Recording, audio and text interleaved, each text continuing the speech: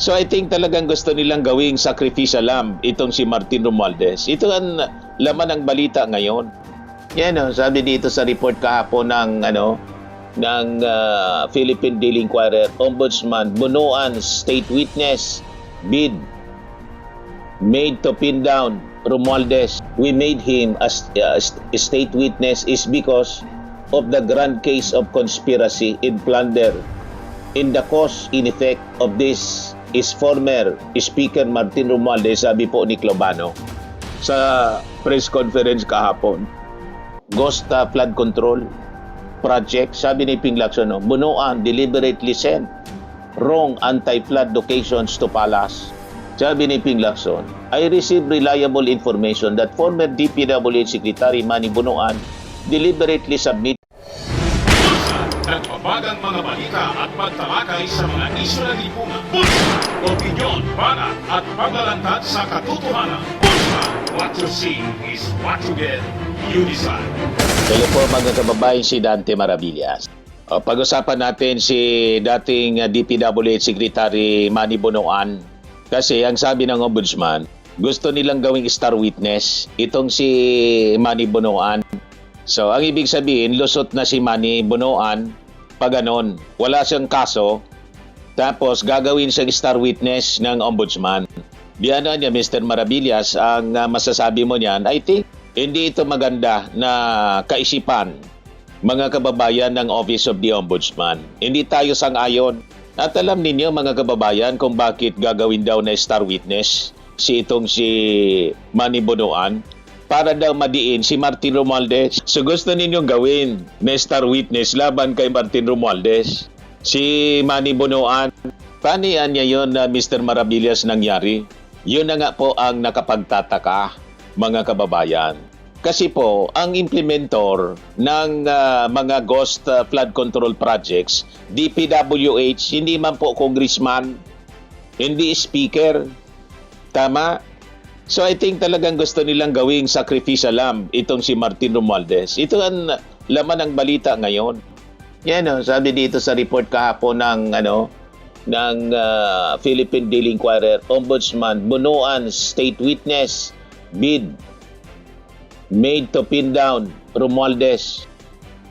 The Office of the Ombudsman on Tuesday said it accepted former Department of Public Works and Highways Chief Manny Bunuan's offer to become a state witness as he can testify against former House Speaker Martin Romualdez in flood control related cases.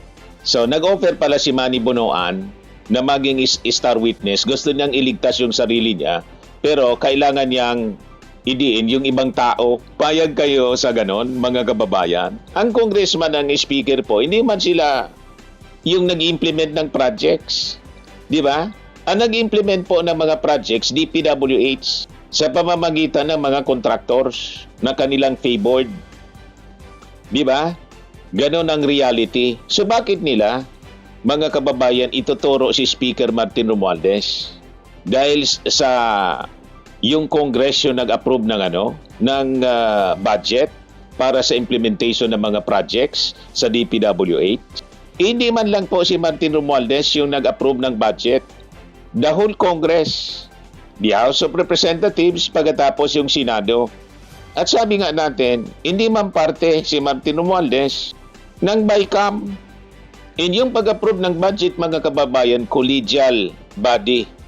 Hindi ginawa ng iisang tao, mga kababayan. Kaya medyo may problema itong lumalabas ng mga balita. Yan ang sabi dito, the reason why we made him as a state witness is because of the grand case of conspiracy in plunder.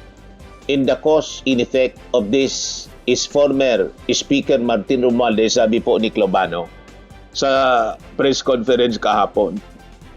In this scheme, we know that the lawmakers are the ones calling the shots, sabi po ni Clobano.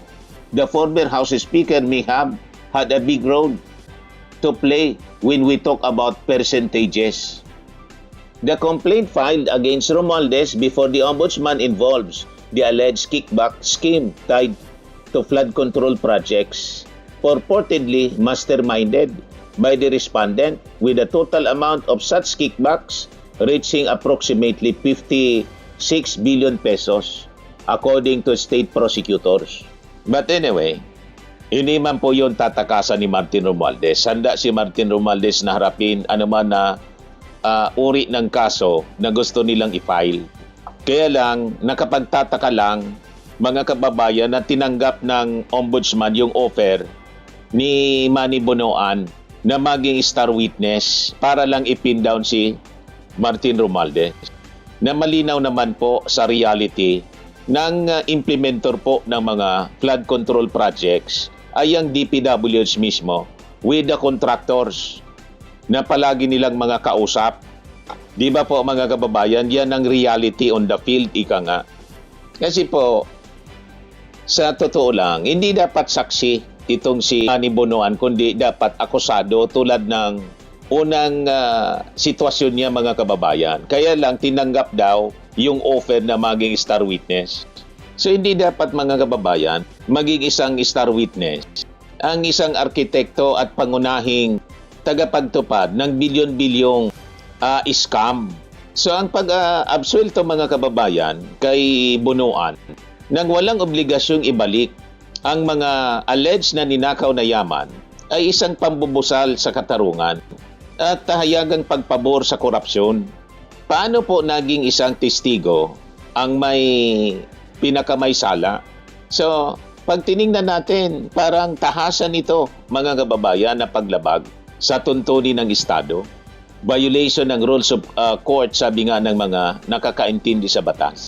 Sa ilalim po ng Rule 119, Section 17, ang isang akusado ay maaari lamang maging isang star witness pag siya ay hindi most guilty.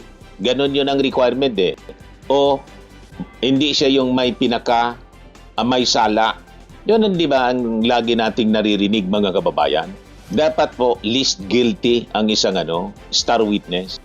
Ang kanyang pirma mga kababayan, autorisasyon at saka pamamahala bilang DPWH Secretary ang nagbigay daan na malinaw para mailabas yung bilyon-bilyong pisong pondo na nagamit po sa mga ghost at mga substandard na mga flood control projects.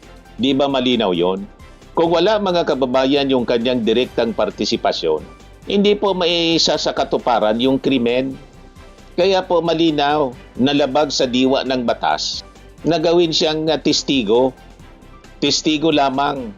Malinaw na walang integridad po ito.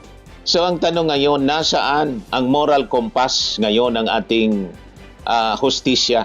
Kung yang utak ng operasyon mismo ay siyang bibigyan ng proteksyon ngayon, si Bonoan mga kababayan ay hindi isang hamak na whistleblower. Siya yung mismong nag-aproba kasi DPWH Secretary siya sa pagdurugo ng kabanang bayan. Siya yung nag-approve. So ang pagawad sa kanya mga kababayan ng immunity ay pag-amin na kayang palampasin ng Estado ang pinakamalaking sangkot sa pagnanakaw sa loob mga kababayan ng ahensya. Si Bonoan po ay hindi isang inosenteng opisyal na masasabi natin na damay lamang. Naging bahagi siya ng sistema po sa DPWH. Mula po noong 1967, napakatagal na niya sa DPWH. At siya po ay nagsilbi sa iba-ibang administrasyon. At kabilang doon yung panahon ni dating Pangulong Digong, kung kailan dinisenyo, plinano, at nangyari yung malawakan na flood control scam. Sabi mismo sa pag-aamin po ni Diskaya, kahit siya mga kababayan ay nagsimula na pumaldo 2016. So ang kanyang mahabang panahon na pananahimik at pagpapatuloy sa mga maanomalyang projects sa DPWH, malinaw po na pang-abuso sa kanyang command responsibility at patunay ng kanyang malalim na pakikipagsabuatan. Collusion by inaction, madaling sabi mga kababayan.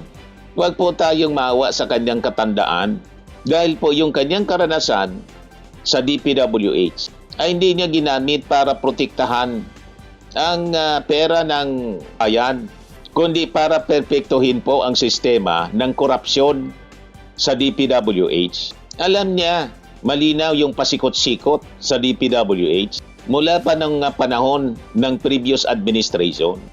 Malinaw po na ang kanyang mahabang panahon na pananahimik ay hindi po kawalan ng alam.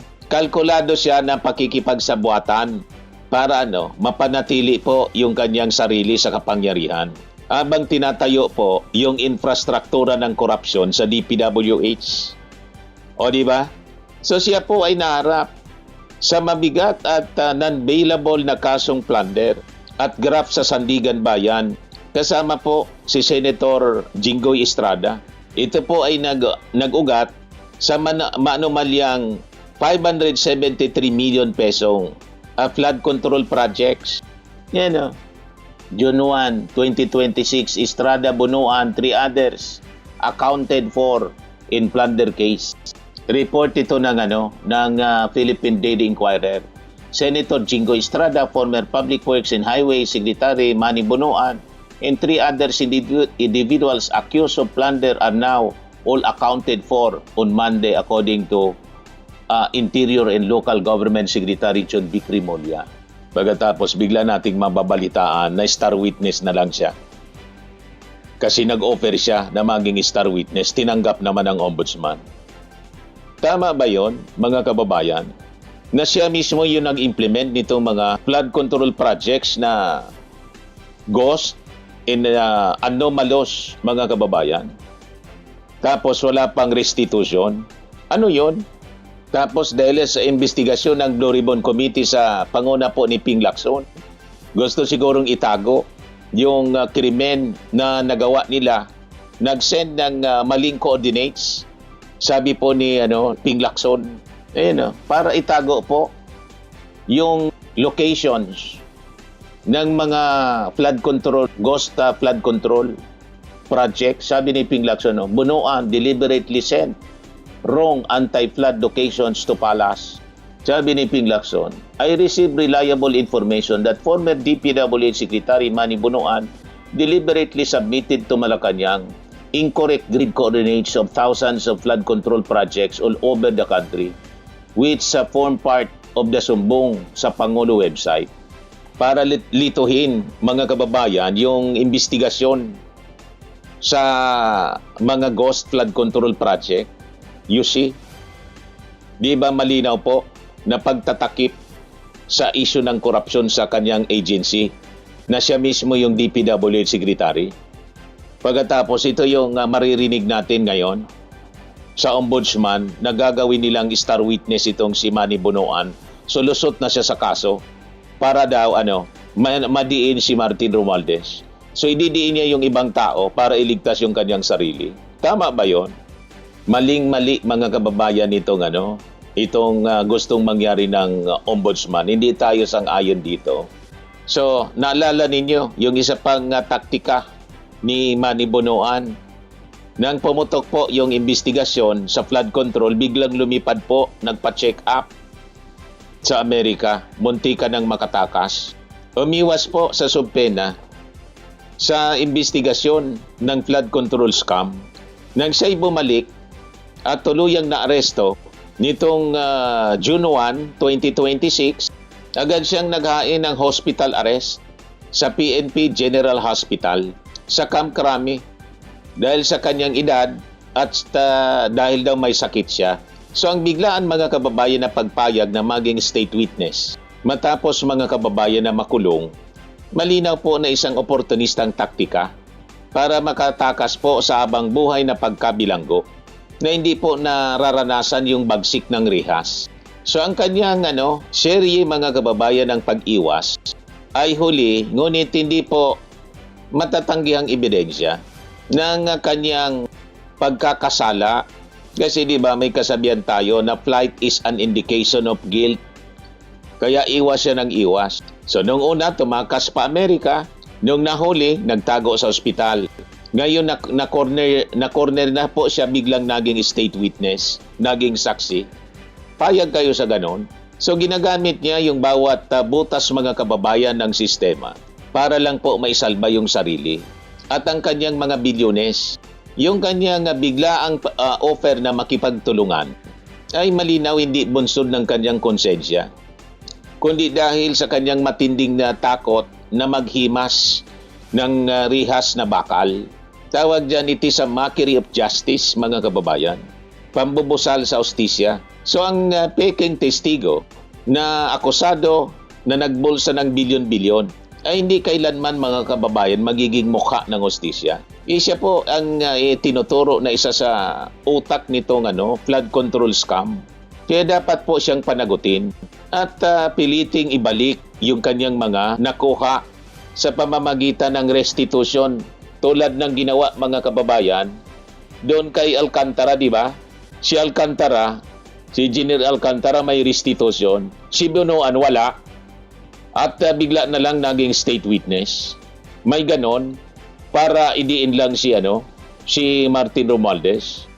Parang hindi tama, mga kababayan, ang nangyayari ngayon. Kaya ito yung pinag-uusapan po natin. Sperming and lifting cream, pinapahid po sa mga pulses in affected area. Mainam po sa paninigas ng mga kaso-kasuan. Ito naman po, Automax Radiant Serum. Sa mukha naman yung application, anti-aging po siya. You will look 10 years younger than your age. Sa mga cancer patients naman po, baka lang gusto ninyo itong itry. Neng siya red mixed fruit drink. Hindi mo po siya gamot, food supplement siya. Kaya lang, gawa siya, mga kababayan, sa goji berry. Yung goji berry may anti-cancer properties. O ngayon, yung mga inquiries ninyo, dumiritso na lang kayo sa aming messenger sa Facebook para masagot namin agad. Ayos pa? Ayos na ayos niya, Mr. Maravilla. Sa mga naghanap po ng malinis and spacious fitness gym, pumunta lang po kayo sa aming Colossal Fitness Gym. May Grab car rental din po kami. But anyway, ito po pala yung aming bagong product na binibenta online. I am worldwide amazing pure organic barley powdered drink mix from Australia. Negosyo to ng aking anak na architect entrepreneur Riz Maravillas. Ayan po. Kontakin na lang po ninyo siya, Riz Maravillas on Facebook. Ang mga health benefits niya: boost immunity, improves digestion, enhance energy levels, packed with antioxidants, prevent cancer. Ito naman po yung bago naming product na binibenta online. Eye Glow Serum, whitening po siya. Tingnan ninyo yung epekto sa aking anak na architect before and now. Yung mga inquiries po ninyo, dumiretso na lang kayo sa kanyang Facebook account, Riz Maravillas.